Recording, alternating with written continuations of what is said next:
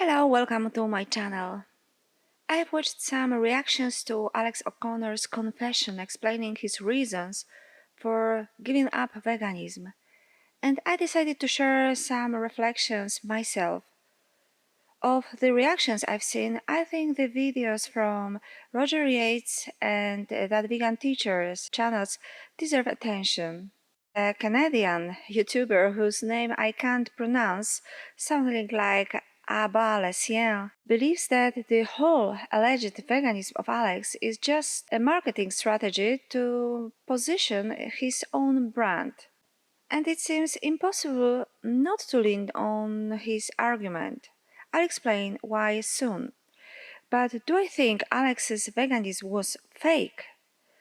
I think Alex had sincere intentions to give up meat for good if it didn't cost him anything.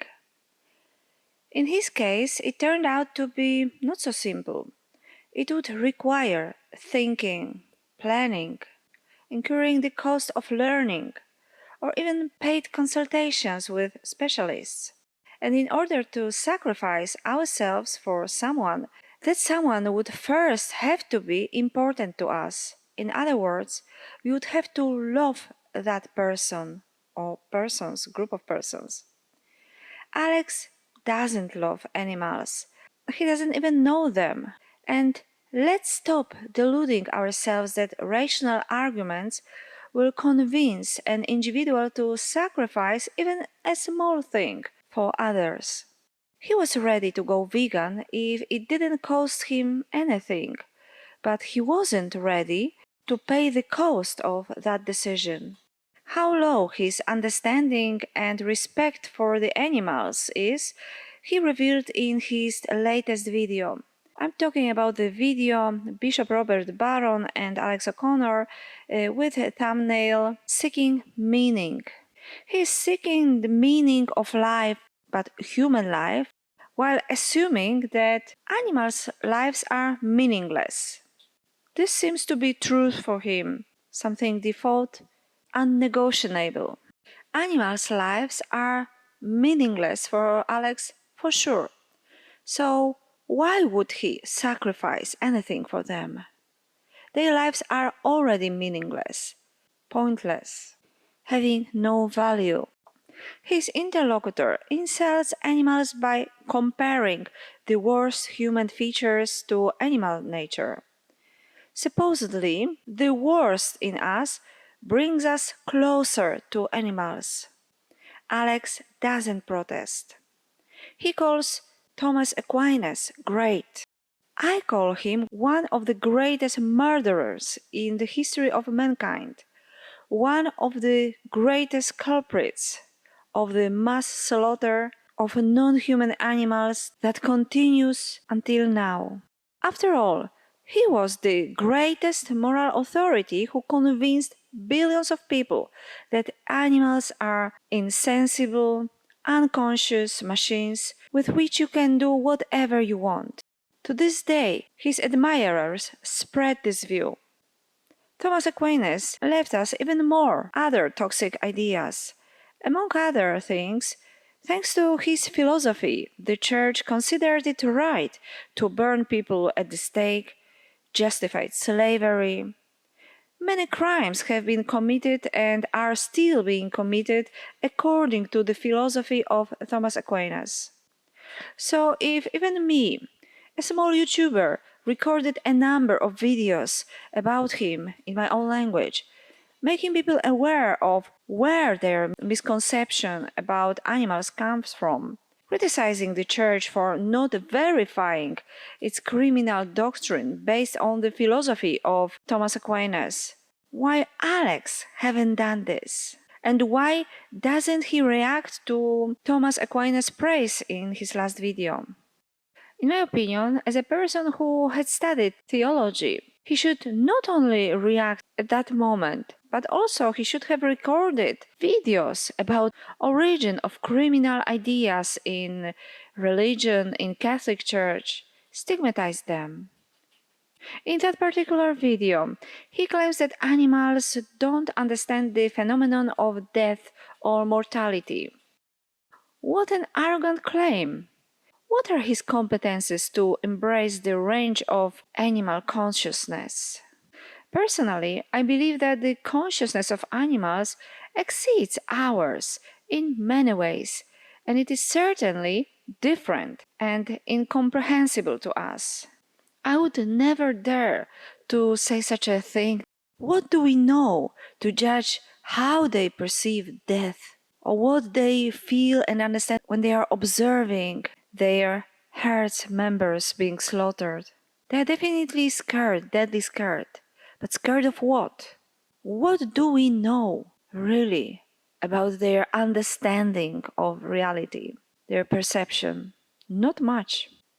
In the same video, Alex confesses that the fear of death is the worst human experience and the main drive that pushes men to action. If he thinks so, what makes him believe it is right to preach atheism, a hypothesis about the reality that plunges humanity into bottomless despair and fear of death? And here the diagnosis of Abba Lessiel comes back to me. I don't know if Alex stepped into veganism to position himself, but I think he's probably preaching atheism for that purpose. First, he creates faith in death because we don't really know what death is. And the belief that it is the end of our consciousness is only a hypothesis, a kind of faith. So Alex creates a problem that makes him fear death. Then he wrestles with it using polemics with religions. And what's worse, he uncritically adopts the worst religious concepts, making a distinction between the consciousness of humans and the consciousness of non-human animals. What is described as a soul in religions, in Christian religion, we can define as consciousness. So in the reality we are living in, there are two options. Either the consciousness is immortal or it is mortal. But Alex agrees, accepts the distinction. For him, animals' consciousness is mortal for sure. While he is discussing the concept of immortality of human soul. But soul means consciousness, after all. So by agreeing to the concept that animal consciousness is mortal, while there is a chance that humans might not be, he agrees that animals are not conscious at all. He agrees, he doesn't oppose to the idea of Thomas Aquinas that animals are nothing but machines. If they are conscious, like us, Alex is supposed to discuss whether consciousness is immortal or not. Human and non-human animals' consciousness. In the 40th minute of the video, he says something that reveals his actual attitude towards animals.